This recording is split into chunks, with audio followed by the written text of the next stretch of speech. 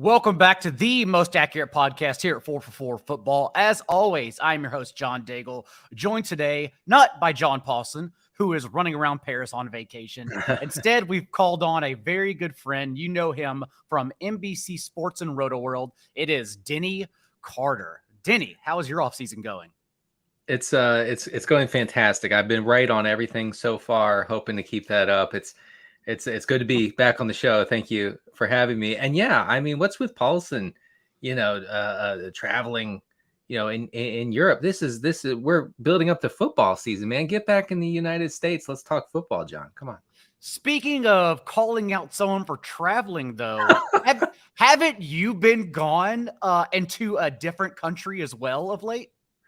I found myself in Canada. I don't know how, but yeah, I went to Canada back in February, or no, March. It was March. Mm-hmm. Still very cold. That's why I thought it was very, and it was a lot of fun. It was a lot of fun. This is before the fires, and by the way, our air quality is code red. Folks are being told to stay indoors. Everybody's freaking out. It looks like the apocalypse outside. So thank you. Shout out to Canada. Thank you. What was your best or most shocking discovery of Canada when you were there? Man, well, we were in French Canada, and I think the most shocking thing is that there were like parts of Quebec where you can't communicate in English. Like there's nobody who's speaking English. You have to know some French. And look, the media won't tell you this, but I took French in college, and I can understand it. I can't speak it, but that actually did help somehow in Quebec. I take pride in jumping on Duolingo for like a few weeks and picking up a little bit of language anytime I travel out of the country. Yeah. But admittedly, when I went to France, the furthest I got, because obviously then the letters and the tillies, like once they go left or right, then it becomes a completely different accent and word altogether. Right, so right. Like admittedly, all I ate for an entire week was chicken baguettes, because all I could say in this terrible accent was poulet baguettes. It didn't get any farther than that in my French learning. So Man, I would say, despite the media not reporting it, you're still ahead of me in that department. John, I imagine that with a Texas accent, it's going to be tough action to get really French, to get down and dirty with French language. It's a little tough. Fortunately, though, Denny, you are not here for a French speaking class. You are here, and we are not being recorded because we are about to give our spiciest and worst fantasy takes. The last thing we would ever want is for this to go on record and be recorded so all can hear for the rest of the offseason. So this is just between you and me, right? It's just the safe space. Yes. You, I, producer sound, the background. That's it. No one will hear this. We just wanted to hedge it out together before we keep on throughout June. So I'm excited, and I want to start with your first take that you will secretly tell me. Yeah. Let's just keep this here. Make sure no one else hears this. Justin Herbert is going to break the single season touchdown record this year. Okay. And be the QB1 overall. This is my take.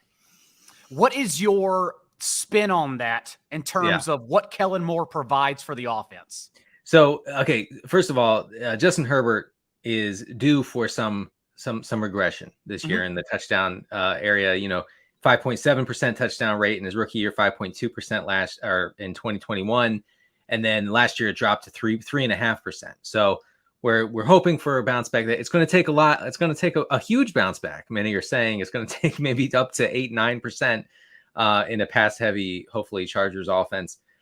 Kellen Moore has talked very openly and quite frequently over the past month about getting more downfield looks for Justin Herbert, and that's what obviously it was very frustrating last year. His adjusted yards attempt fell off the face of the earth. So we need more of that. I think Kellen Moore can deliver that sort of those sort of downfield shots for Herbert, and we're going to get our 56 touchdowns. He has an extra game now. You have to remember, like when Peyton said it at 55, it was 16 game season. He has an extra game. We're getting all the way to 56 touchdowns this year for Justin Herbert. Also remember, whenever Keenan Allen and Mike Williams are on the field together, which was only 23% of Justin Herbert's dropbacks last year, Herbert led the league in completion rate, 77% on those dropbacks. That's a good stat. To your point, by the way, thanks to Sports Info Solutions for that. To your point, though, I still think it may be the same depth of target, like 25th and 36th, as you mentioned, the last 2 years. Because when he looked upfield, he saw Jalen Guyton. And again, he will drop back this year and see Jalen Guyton. And as we know, receivers control their ADOTs. It's not quarterbacks. It's not the other way around. At that same time, though, with Quentin Johnston, like everyone sees 6'3", 208 Johnston and thinks, okay, here's this another Mike Williams on the boundary to get upfield. But that's not who Johnson was at TCU at all. Actually, he's just big Brandon Ayuk. He averaged 7.7 yards after the catch per reception. So I actually consider Herbert's ADOT, whether it increases this year or not, to be encouraging with more playmakers now underneath, rather than looking and seeing like Gerald Everett instead, for example. So Right. yeah, I agree with you. I think Herbert, he is ranked right now as my QB4 in my best ball tiers on the site. But I do genuinely think he can be one of those guys who breaks into those top 3 quarterbacks surprisingly this season. Brother, he's going all the way to number 1 and 56 touchdowns. Let's just pencil that in right now. All right. Well, my first thought, just between you and I, is not as hot as that, but I want to start off slowly. Okay. I didn't want to burn you to the ground immediately. Okay. So I will just say, I think Geno Smith breaks into the second tier of quarterbacks, basically becoming a top 7 option in points per game. Because to get into that second tier, right, you have to finish among Justin Herbert, this year's league leader in touchdown passes, Justin Fields, Joe Burrow, and Lamar Jackson. I think Geno Smith can get there. As we know, last year, a career high as the QB 11 in fantasy points per game. But remember, over the second half of the season, when the offensive line was falling apart and their players were getting injured, that's when Geno also, the gas had just run out. 7 interceptions, 4 fumbles in that time. And the play in the offense as a whole just dropped dramatically. So if we can now sustain what he did in the first half of the year as genuinely a first half MVP candidate, not to mention that we're also canceling Noah Fant this season and replacing him with Jackson Smith and Jigba, who averaged 4 freaking yards per route run across from Chris Olave and Garrett Wilson, 2 very good players in themselves in college. I think Geno Smith, the sky's the limit this year. So that Seattle offense and Geno in particular are just players I keep coming back to all the time in drafts right now. Yeah, I think that the discourse around the Seattle offense is everybody gnashing their teeth about like, oh, who do I take? I take Metcalf, Lockett, JSN. Like, who's gonna be sacrificed to the target share gods this year, the air yards gods this year? And really, the focus might be, like you just said, on the fact that Geno Smith now has another awesome weapon to go along with 2 amazing receivers, and that probably makes him severely underdrafted. I guess my one, I know, hot takes are hot takes, but my one hesitation here is that Geno will regress back to Geno, that we know and love, and the Seahawks may be on to that. I feel like, the second half of the season they were a little more cautious with how they were using him, but I'm into it. I have a lot of Geno in best ball, so I hope you're right. And after leading the league in both completion rate and next gen stats, completion rate over expectation, those are 2 stats that tend to regress annually. At the same time, though, just that extra boost in what I expect to be an increase in 3 wide sets, I still want all the Geno Smith and Seahawks players. What is your take on how to handle their 3 wide receivers, by the way? Because we've seen right now, Metcalf is going as a top 30 player. Jackson Smith and Jigba is going a full round ahead of Tyler Lockett. That doesn't seem right to me. I tend to, adjusted for price point, I lean Lockett there pretty comfortably. I just don't know. It feels like JSN's being drafted sort of near his ceiling. I mean, injuries to one or the other of Lockett or Metcalf could completely make me look silly in the end. But I tend to lean Lockett over JSN. I'm still getting a handful of DK Metcalf, even though I definitely don't mind fading him in that territory. Yeah. But just the fact that last year, a career low in touchdowns, despite having a career high in targets per game, and led the league with 22 end zone targets, which was 4 more than the next closest player. So someone you don't want to fade given that red zone opportunity, but at the same time, the cost is admittedly very high right now. Yes, it is. What about your second spicy take that no one will hear? Yeah. I guess I started off with a pretty hot one. You came out the gates a little bit hot. You shocked me, admittedly. I needed to run this by my interns to see what was the coldest of the hot takes. All right. Well, look, I don't have this in any order, so I'm just going to go with what I have next. Sure. I take no pleasure in saying this, but when you sigh before you make a statement, it also makes me really worried. Yeah. Tony Pollard will not be an RB1 this year. Oh, okay. So let's couple this, because what I was secretly going to tell you is that I think Tony Pollard could be a top 3 running back. So let's go ahead and have this discussion on where Pollard is being drafted. I would love to hear your thoughts. Look, and this has nothing to do with him. Look, I love Tony Pollard. Everyone knows this. I know, Tony, if you're watching, I believe in you. I hope you do well. And also that you recover from that horrific leg injury that you suffered last year. I don't trust Mike McCarthy. And I hearing Mike McCarthy criticize Kellen Moore for this, and I'm not exaggerating. Like, this is not me like trying to do a bit or a joke. He criticized Kellen Moore for trying to score too many points last year. He said, he said, I get it. Kellen Moore is a young guy. When I was a young guy, I used to like to score points too. But I know that's not how you win in this league. How you win in this league, you score fewer points and you rest the defense. Okay.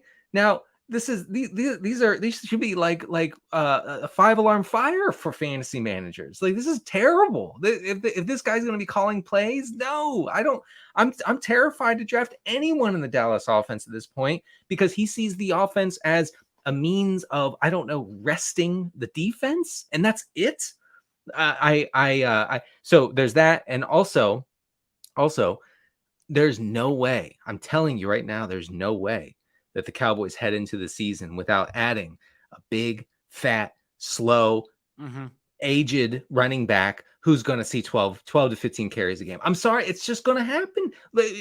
Put Leonard Fournette in that offense, and he's seeing 12 touches a game. Okay, bring back Ezekiel Elliott. He can do a goodbye year for the Cowboys.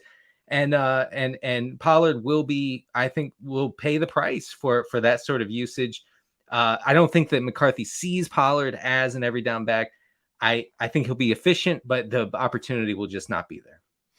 So from a micro standpoint, at least right now, and as you said, they could sign someone, but right now there is no one else. Like, my counterpoint, the easy way to say it would be Ronald Jones and Malik Davis are behind Tony Pollard. That's the simplest way to put it.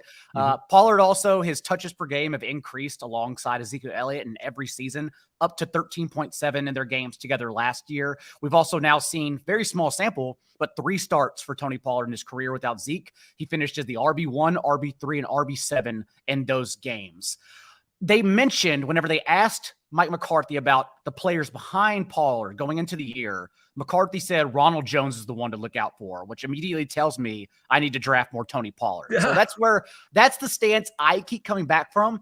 But I also understand, even at the beginning of the second round, so the capital you have to use right now to get him isn't even high, considering if he gets through July without this big fat back you speak of being signed behind him, then suddenly Pollard should be an immediate first round selection. So I still take that chance anyways. And also, it's a lot of fun, honestly, in the back of the first round, because you can go so many directions. Understanding Pollard can be your catalyst in the second. You can go anchor running back and start CeeDee Lamb Pollard if you want that RB1 later on. You can go Amon-Ra St. Brown and Pollard if you want that week 17 indoor stack for best ball tournaments. And so right now, I just think he makes it a lot of things fit in the back of the first round, which, as we know, is not as sexy as a top 6 pick this year. Yeah, no, I guess it's not a super hot take, because I'm not saying that Pollard will be like catastrophic for your team, but I am saying that he's not going to meet or exceed his ADP because of the usage and just because of the general, like, I just don't see Mike McCarthy being able to manage this offense correctly. He's so bad. We should be fearful. I feel like, and no one seems to be fearful of Mike McCarthy. And as we all continue to learn more things annually and just make sure we don't make the same mistakes over and over again, I do think back, I was not high on Chase Edmonds last year, but a lot of people were. And the argument I used against him was that he had never fit in that bucket. Like no coaching staff had entrusted him to be an every down back. So why suddenly would he become that on a new team? And so I want to step back and make sure I'm not doing that with Pollard either, because whether it was him as a receiver at Memphis or his usage with the Cowboys through his first 4 years in the league, he's never been an every touch running back. So maybe that's a suggestion that I am trying to squeeze him into this bucket that just doesn't exist in his career. Yeah, I do think that we have some evidence for how the Cowboys view Tony Pollard, and it's not the way they viewed Ezekiel Elliott as a guy who can just be like launched headlong into the middle of the offensive line 15 times a game. And maybe that's good. You know, I'm going to talk circles around myself until I come out with Pollard as the RB1 overall. But you know, but I have a lot of hesitation about his role and Mike McCarthy in general. All right. Well, since you came out the gates a little hot, I guess I'll get a bit spicier between us and say that, Denny, I really think Skyy Moore is going to be inactive on game days. Right now, what we're hearing out of Chiefs OTAs are that they are absolutely trying out new returners, both in the kick return and punt return game. And that starts with their rookie they drafted on day 3, running back Deneric Prince. But there are so many other options. Richie James, who was the Giants punt returner in the playoffs and could earn targets, included. And so what that makes me believe is that Skyy Moore, currently with a 124 ADP, the second Chiefs wide receiver off the board behind Kadarius Toney, if Skyy Moore doesn't return punts, which he was bad at doing last year, then what does he do on this roster? Like, why is he active on this roster if everyone else does everything else? So I'm very worried that Skyy Moore is just going to be inactive all year. Yeah, I can picture Andy Reid sitting across the table from Skyy Moore saying, what is it exactly that you do around here? Because I can't figure it out. I'm sure I butchered that Office Space scene, but still, you guys get it. The millennials get it. Look, Skyy Moore is a Zoomer psyop.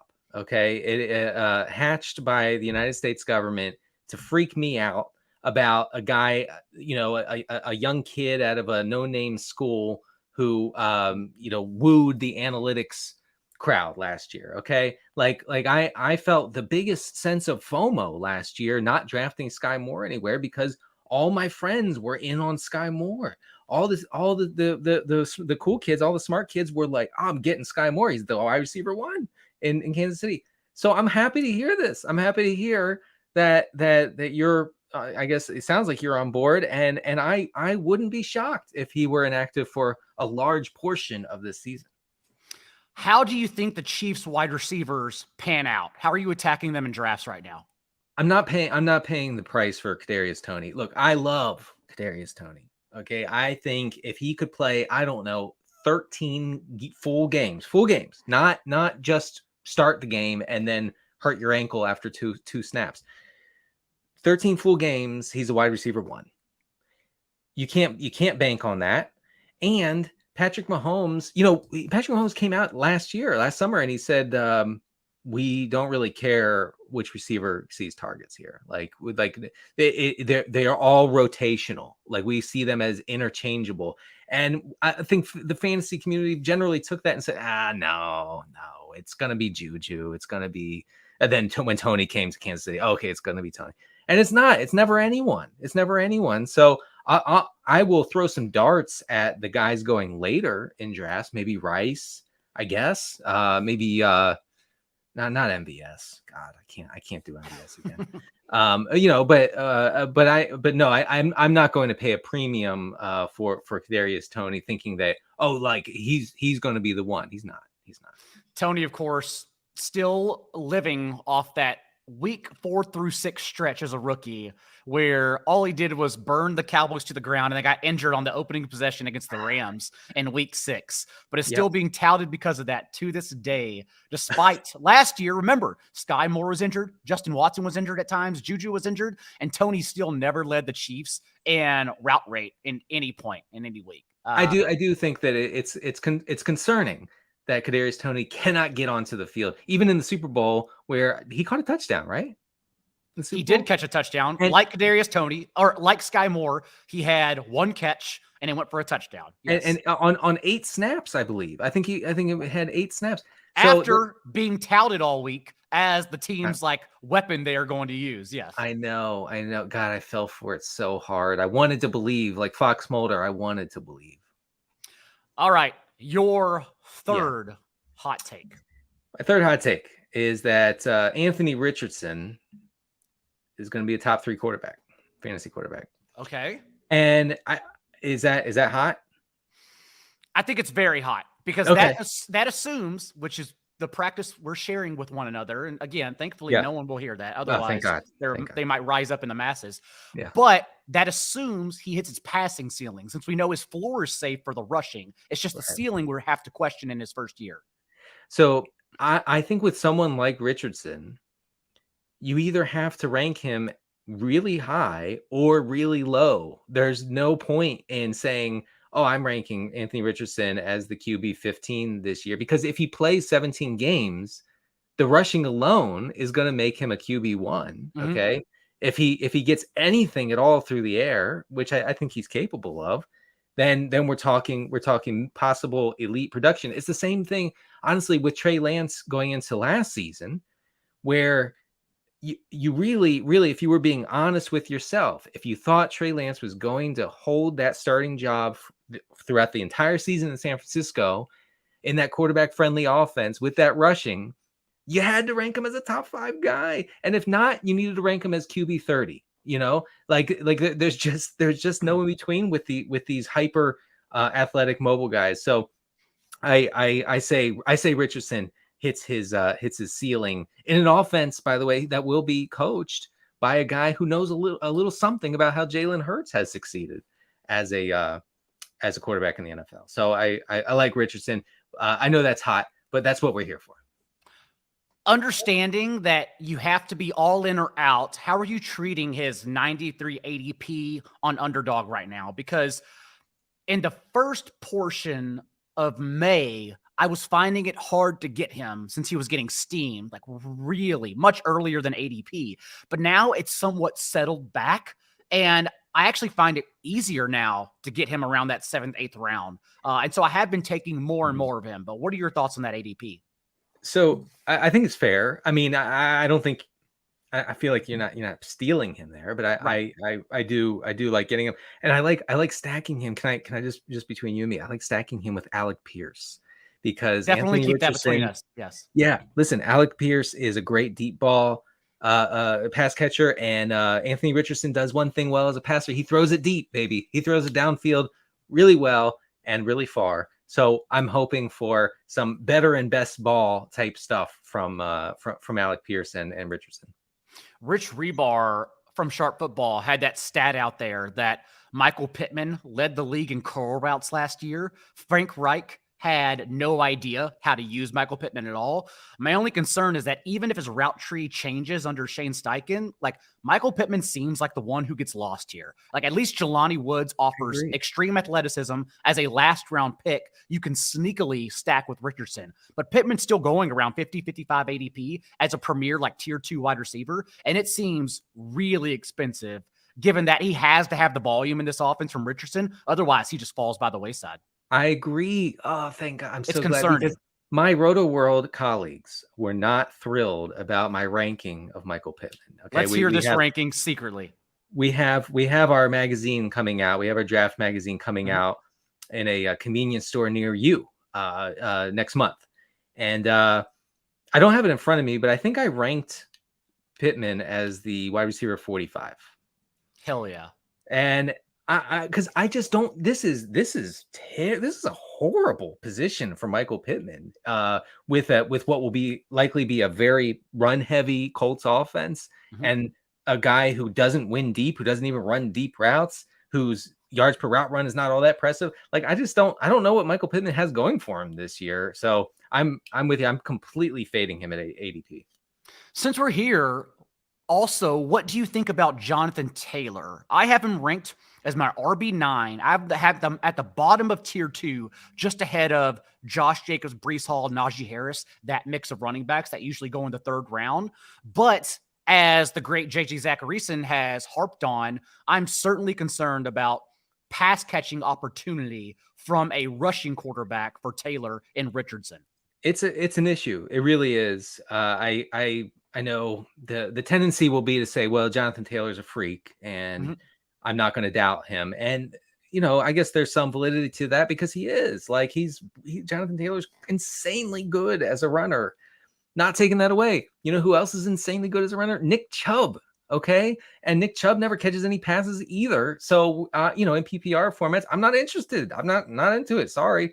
Unless he falls. But anyway, yeah, that's a major issue. Like these mobile quarterbacks, when it's, I don't know, 3rd and 7 and the running back is open underneath, and they can either dump it off to the running back and hope that he breaks 2 tackles and gets the first down, or take 5 steps past the line of scrimmage and get the first down easily and glide out of bounds. They're doing the latter every single time. So yeah, I think that is an issue. And also look at if Shane Steichen takes a page out of the Eagles goal line package playbook, Anthony Richardson's going to score a lot of touchdowns and Jonathan Taylor's not.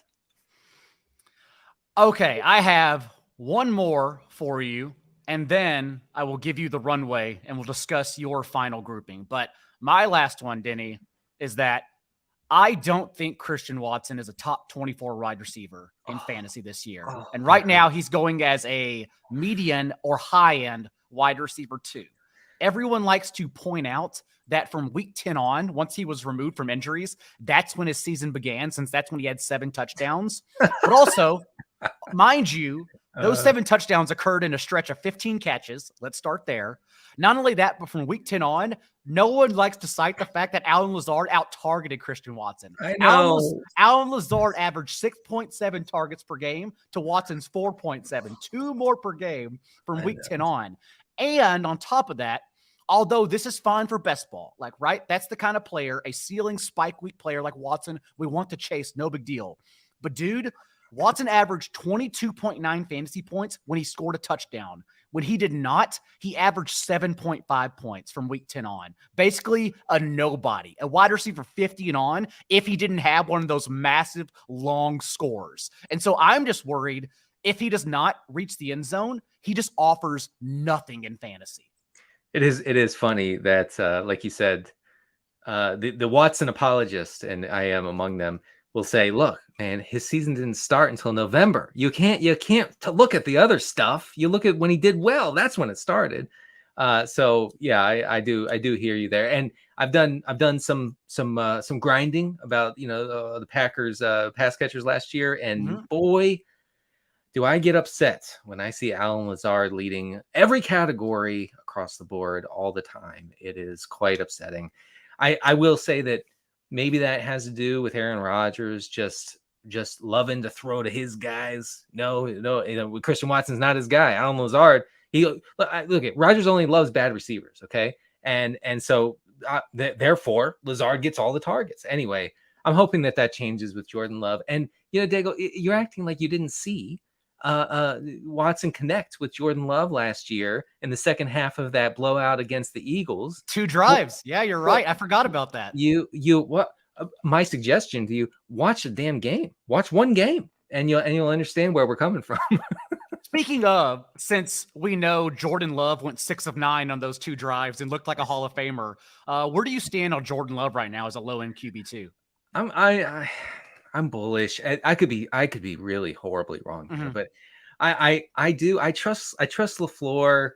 I think that Jordan Love has gotten a bad rap. He's been put in an impossible position. Whoever was drafted to replace Aaron Rodgers was going to be put in a horrendous situation. Okay. Like Aaron Rodgers was never, ever, just like Favre did to him. Okay. It's passing pain down the line of Packers quarterbacks. Jordan Love, if Jordan Love turns out to be a great one, he's going to do that to somebody else. I guarantee it.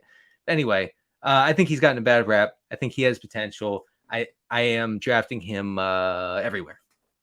And of course, Packers Vikings indoors in week 17 for the best ball championship. So I have it tattooed on my lower back. Just the indoor games or all week 17? just indoor. I don't have any interest in outdoor football. Boom, beautiful. Okay, your next spicy take.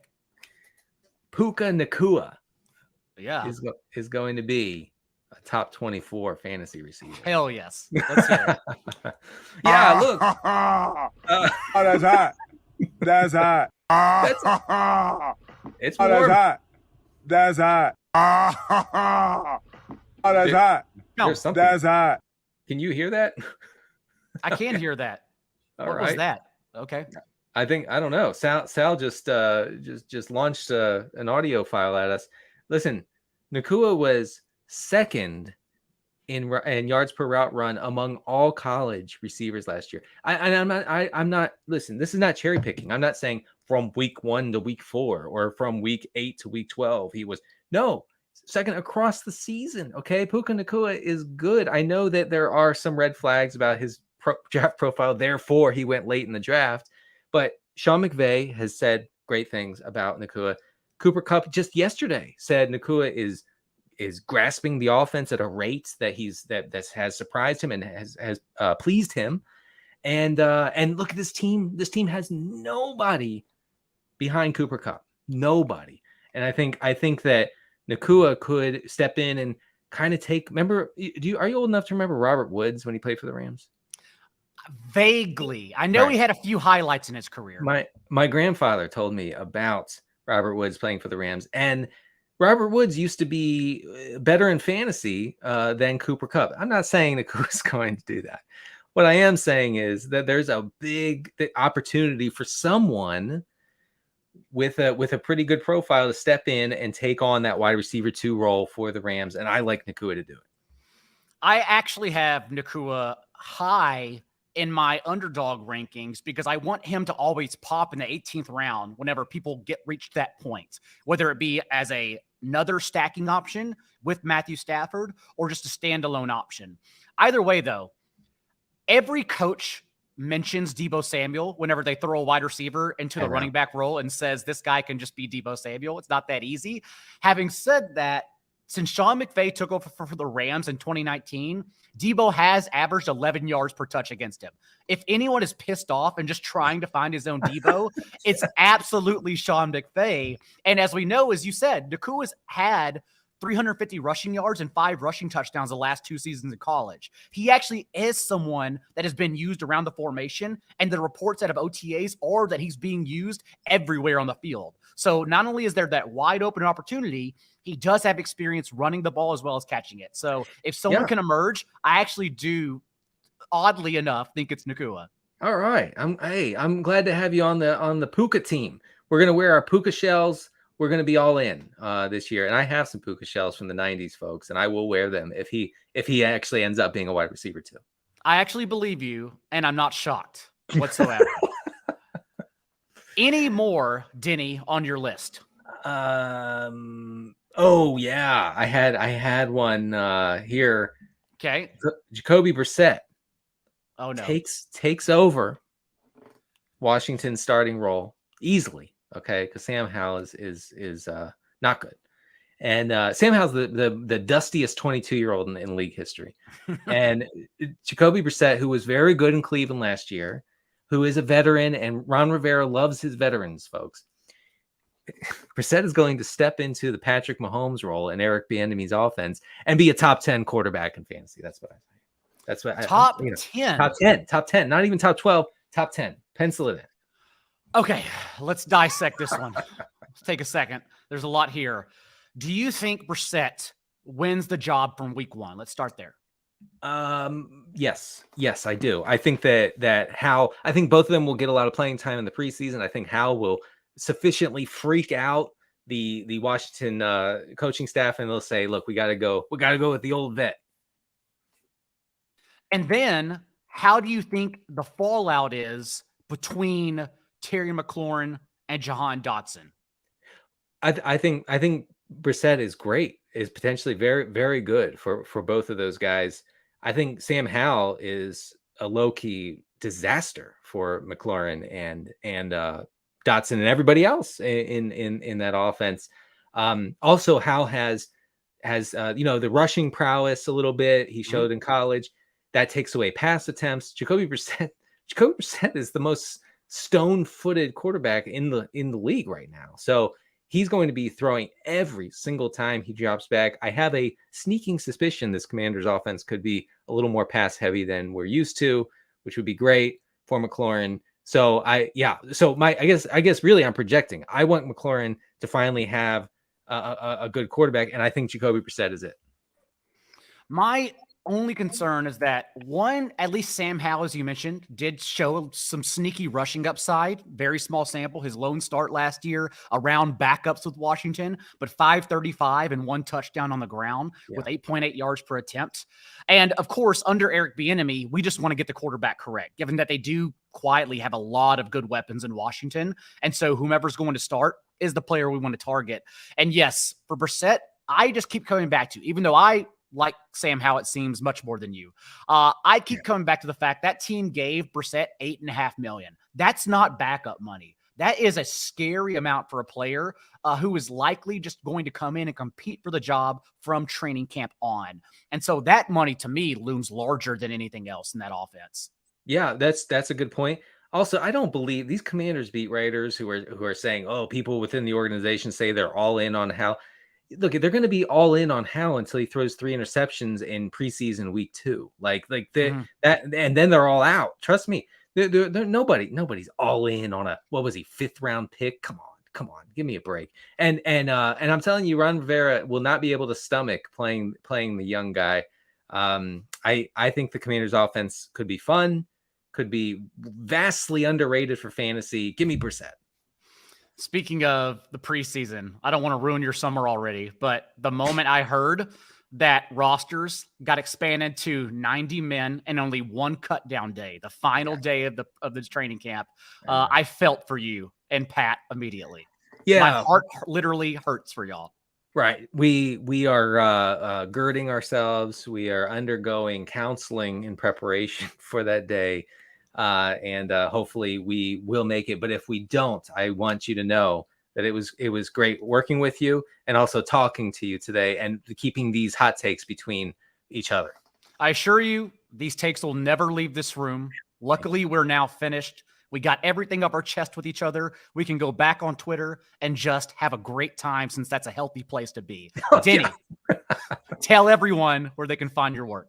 Yeah, I'm on Twitter at CDCarter13 if you dare, and I can't stop tweeting about Bryson DeChambeau. And you can find my work at RotoWorld, and I am on the RotoWorld Football Show, which you can find anywhere podcasts are sold or downloaded or whatever the kids are doing. We will be back next week with another guest as Paulson continues learning French. Until then, you know what to do. Be a little bit kinder than what's required. We'll see you next time.